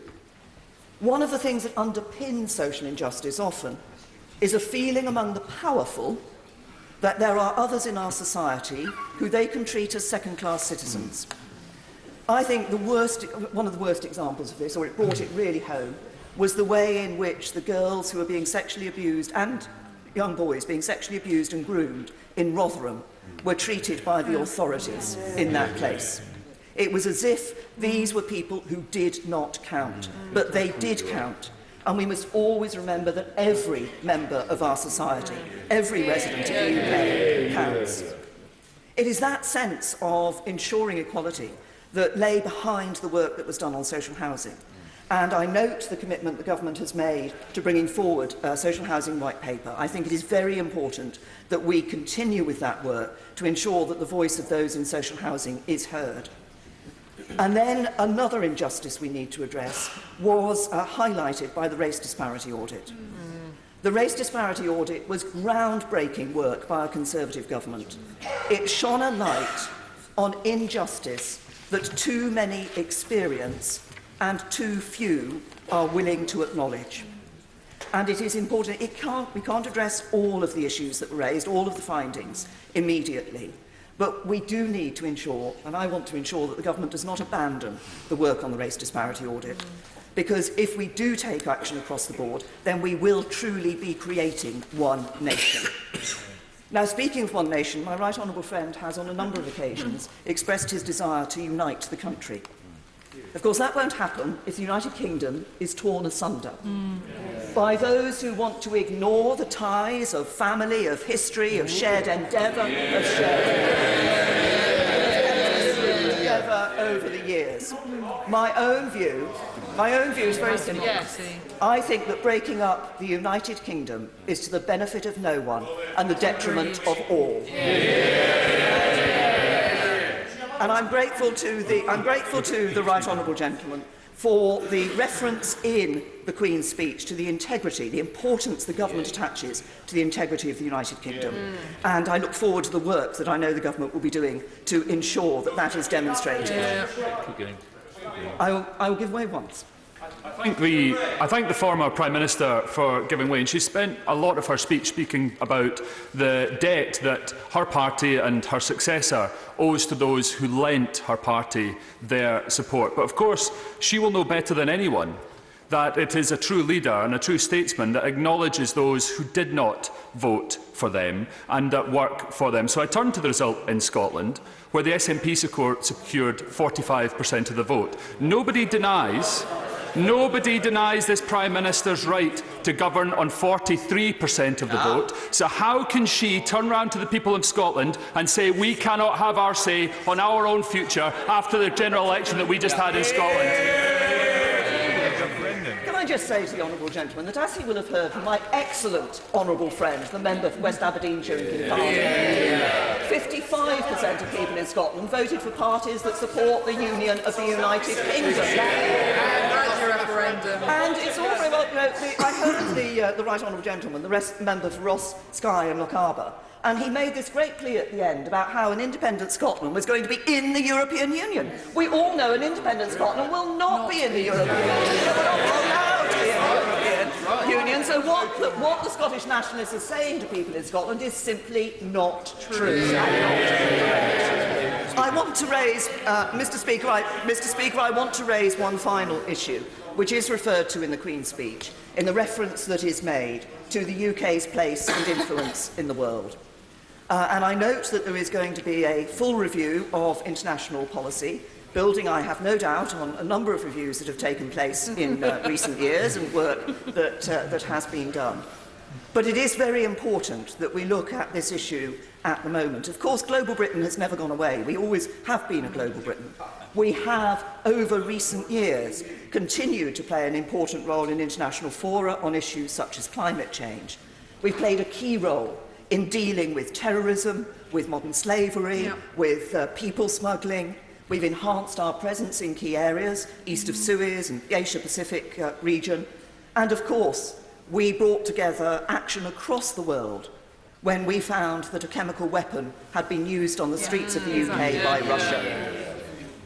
But at the same time, we have seen internationally the international fora and also the rules-based international order on which we have depended for decades coming under significant threat. At the same time as we have seen the atmosphere and discourse of politics in the UK become more acrimonious, so across the world we've seen a change too. And what we've seen is an emphasis on absolutism and confrontation rather than compromise. And we have a decision to take as to where we sit in that, whether we side with the absolutists or whether we actually continue to be a country that believes it is right that big countries will come together internationally, restrain their own demands in order to seek agreement for the greater good of all. And we've also seen some interest from some in stepping back from a defence of democracy, human rights and the rule of law. We have to decide whether to look inward or whether to continue to play a role in defending those values. I believe we should, because that is what global Britain is all about. And it is important that we continue to uphold those values around the world. Now, of course, this may bring into the spotlight our relationship with the United States of America. That is a special relationship that we must nurture and preserve.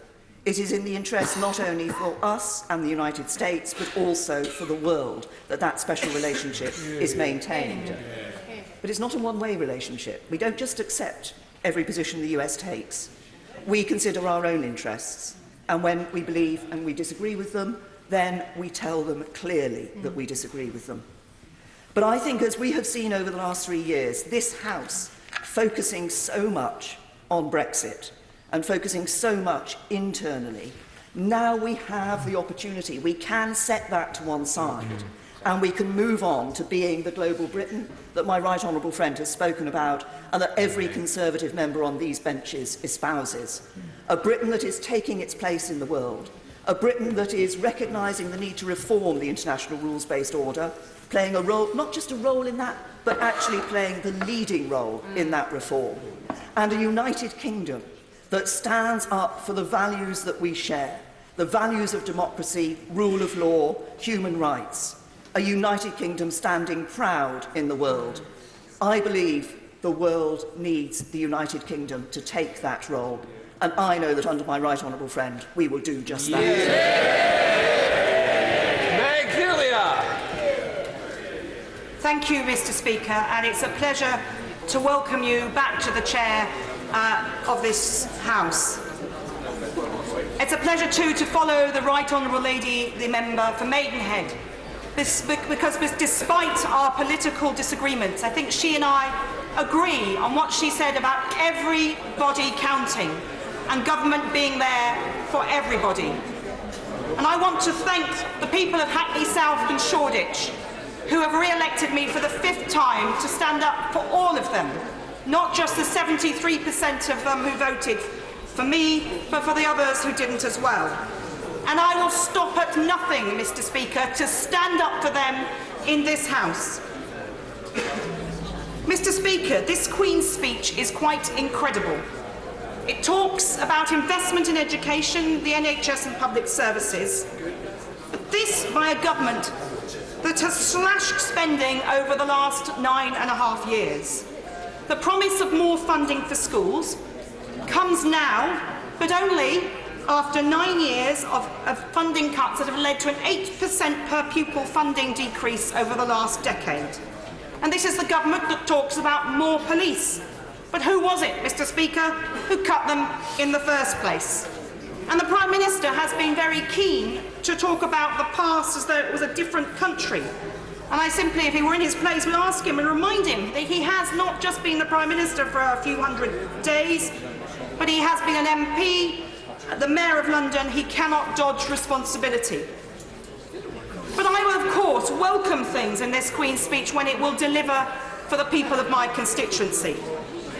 And while it is a bit bitter to hear the government talking about investment in broadband from the same government which rigged the last broadband competition for rural broadband particularly so that only one bidder could win, it is actually important that we do invest in this infrastructure in our country.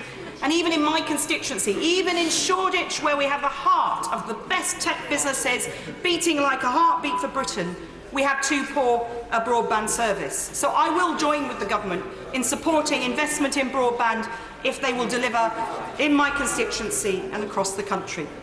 But I can't stand today, Mr. Speaker, without highlighting the real challenges of the people of Hackney South and Shoreditch. As the former Prime Minister said, everybody counts. In my constituency, that includes half of our children who live in poverty after housing costs are taken into account.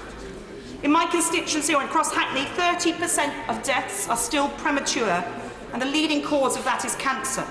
So investment in our health service for early diagnosis and treatment is absolutely vital. And above average, 1/5 of adults smoke still in my constituency, compared to around 14% of the London population. And Hackney has the highest rate of diagnosed depression of any London borough, at nearly 1 in 10. So I welcome a review of mental health support, but like the Prime Minister, the former Prime Minister, I think we may need to be more radical than that, so I'll be watching that closely. And Hackney as a borough is the 11th most deprived of the 326 English local authorities. So while some people talk about us being achingly cool, they think of the hipsters with their beards, they think of our bread makers, our beer makers, and so on. A very high percentage of my constituents are in great need, with over a third living in financial poverty, earning 60% of median earnings after housing costs are taken into account. And I wanted to see this Queen's speech say a lot more about housing. In my borough, you have to have 17 times your salary is what would take it to buy a home. That compares with the London average of 13.8%, which is pretty high, and the England and Wales average, which is also high at 8 times the amount. But it means that home ownership is out of the reach of very, very many. And in my constituency, there are more private renters than there are homeowners. Half of all households are represented in social housing, which is more than the other two combined. But in a real stain on one of the richest companies in Europe and in the world, over 3,000 families are living in temporary accommodation. And just in the last few weeks, a man wrote to me begging for help because he has for 2.5 years lived with his 8-year-old son in one room in a hostel. And we have a fantastic Labour-elected mayor in Hackney who is doing his utmost to resolve this housing crisis, which is costly to the individuals concerned costly to our communities and costly to the taxpayer. But without more from this government, it will be difficult, if not impossible, to deliver for those 3,000 families who need help. Those children who will be living without a permanent roof over their heads and celebrating Christmas in one room, in a hostel, or in short-term, inadequate temporary accommodation. Mr. Deputy Speaker, I wouldn't want to suggest that this poverty is also a poverty of ambition, because, boy, do my constituents want to get on in life. But without those basic building blocks of primarily secure, long-term, affordable housing, swift and easy access to proper health care, and secure, properly paid jobs and access to skills development, they will never get there. Some in my constituency earn enough money to work a 4-day week. Many, many more work 3 or 4 jobs on poverty wages, on 0-hours contracts, just to make the rent. And there are invidious policies like the bedroom tax, which doesn't work. On one estate, the Wenlock Barn estate in Hoxton, 74 families are hit by this, and they don't have an option to move to a different property. It's a cloud cuckoo policy, and one if the Prime Minister is anywhere honest about his desire to be a one-nation Conservative, he would abolish right now. But all governments, Mr. Speaker, should be creating a ladder of opportunity for the people of this country. This government, or the governments before it, have ripped away the lower rungs of that ladder, so it is a very long reach for too many of my constituents. And I want to see some commitment that they will help my constituents. Moving on to some of the specifics of the Queen's speech, Mr. Speaker. Her Majesty talked about the government continuing to lead the way in tackling climate change. It has been my great sorrow, in one of my responsibilities as the former chair of the Public Accounts Committee, a role I hope to resume in this Parliament, that I have crawled over the detail of the government's policy on climate change. So what do we see? Carbon capture and storage, 3 expensive competitions, wasting millions of pounds, achieving absolutely nothing.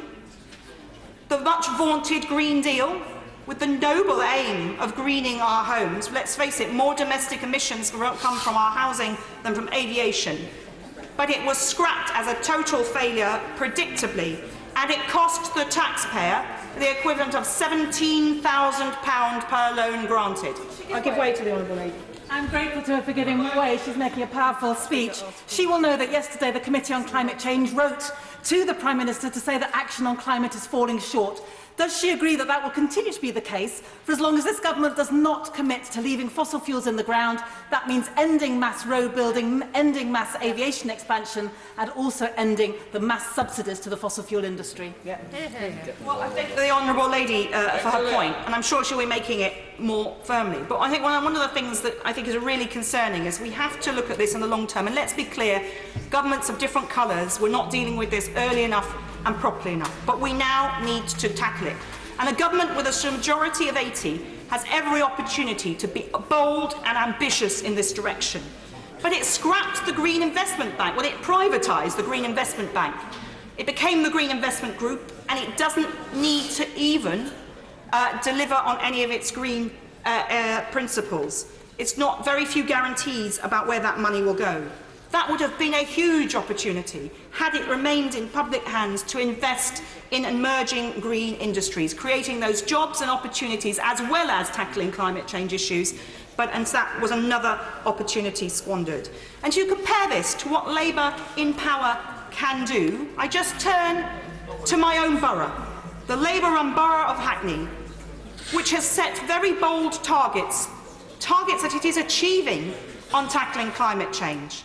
Already, half of the electricity for the council and local schools is generated from renewable sources, and by April of next year, that will rise to 100%. And only very recently, the council established a publicly owned clean energy company, which will maximise all council-owned roof space to generate renewable electricity.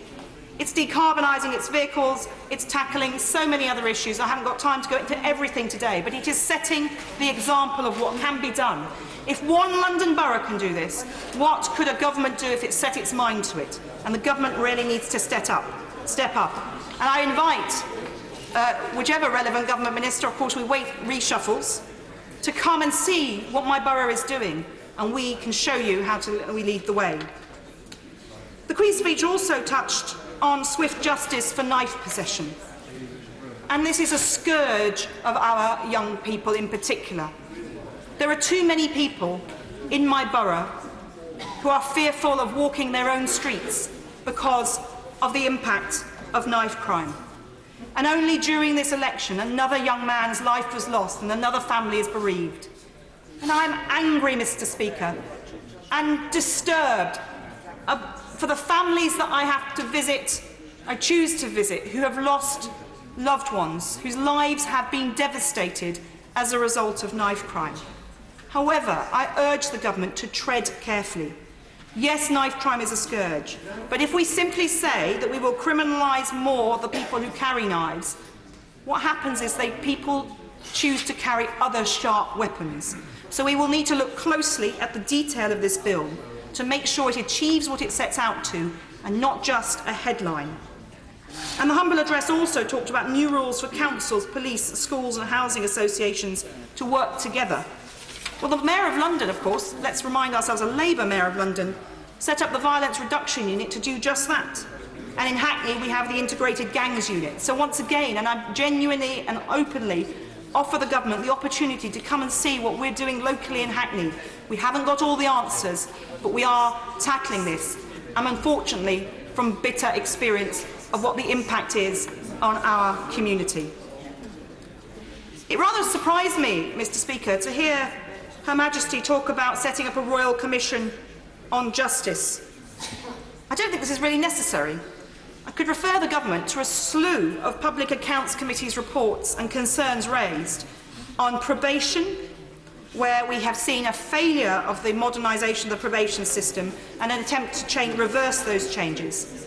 Prisons, where we've seen a slashing of prison officer numbers and huge issues there. Chaos in courts and tribunals, and a huge IT project that is behind schedule.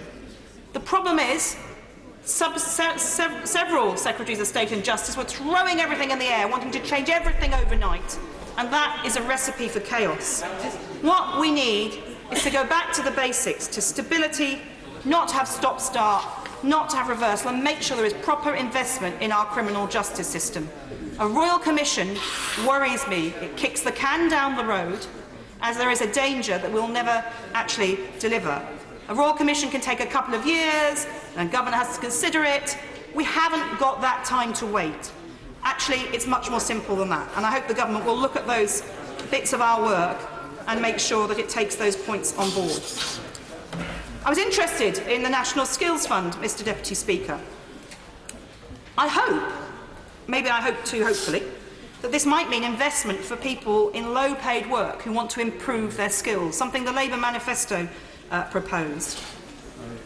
If it will end the need of that barrier for skills training and further education, that barrier of a loan, which for many of my constituents, who are women returning to work, who've been in low-paid jobs, had children, and they do not want to take the risk of a loan in order to possibly get a better paid job. They can't afford that. They haven't got the credit record for that, and they're very nervous about that. If the National Skills Fund supports them, fantastic. If the National Skills Fund also makes sure that our young people are training in the tech skills that are global skills that many of my tech businesses in Shoreditch find hard to get in the UK, then great. And as I said from the very beginning, if there is something that the government is doing that will help my constituents, I will work with them on that. But I wait to see the detail. On immigration, I am sadly an expert in the failings of the Home Office in this area, as one of the top 6 customers of the 650 members of this House to the Home Office, representing constituents' concerns. I also represent the world in one borough. People from across the world come to my surgery telling me their problems with immigration. And we have 40,000 European citizens in Hackney, as well as the many Commonwealth citizens. And the hostile environment is in reality in my borough. when leave to remain was reduced from 5 years to 3 years, guess what? That meant 2 fees that constituents had to pay before they could apply for their citizenship. And then, in a very mean-spirited way, it was reduced to 2 years. So you have to pay 3 times the fees before you can qualify for citizenship. And many of my constituents really struggle with those costs. I, of course, want a fair system, a clear system, and a faster system. But we shouldn't be putting up barriers to people who have demonstrably showed that they have a legitimate right to be here and are simply being pushed through a bureaucratic process that delays their eventual proper opportunity to fulfil work and family hopes and contribute to our communities and our economy. The government has talked about investment and borrowing in this Queen's speech in a very simple phrase, and I look forward to seeing the detail. Her Majesty talked about the government keeping borrowing and debt under control and a responsible fiscal strategy. Let me assure the government that if I am returned to the position as chair of the Public Accounts Committee, or indeed even if I'm not, I will hope that that committee watches every penny and pound of taxpayers' money that is being spent. And I will be challenging the government on the efficiency, the effectiveness and the economy of every promise made in this Queen's speech and every plan that emerges from it.